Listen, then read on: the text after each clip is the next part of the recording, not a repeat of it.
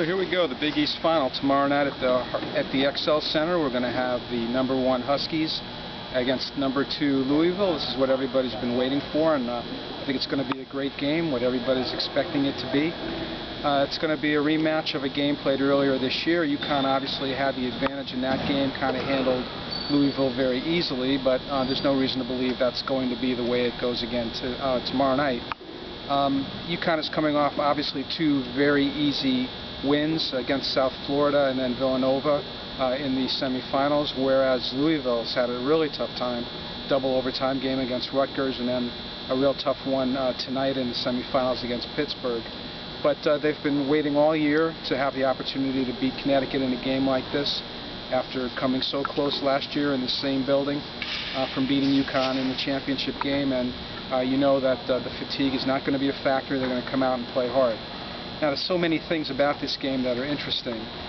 All year long, the UConn Riders have listened to the Big East coaches treat UConn with so much respect, talk about how great they are, how impossible they are to beat.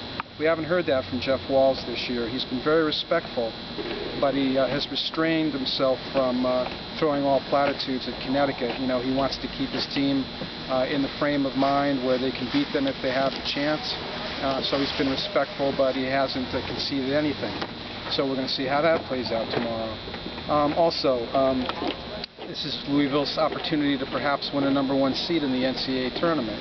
They've got some competition. There's a lot of good teams like Auburn, Stanford that are battling for that 4th spot. Perhaps if they beat Connecticut, they may be considered for a #1 seed, so they have that going for them.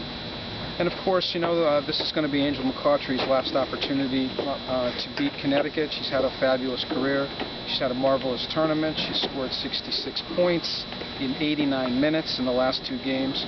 And you know, after not winning the Big East Player of the Year for the last 2 years, she's going to want to go out against Connecticut in a big way and prove herself in front of Maya Moore, Gino Auriemma, and the Connecticut fans.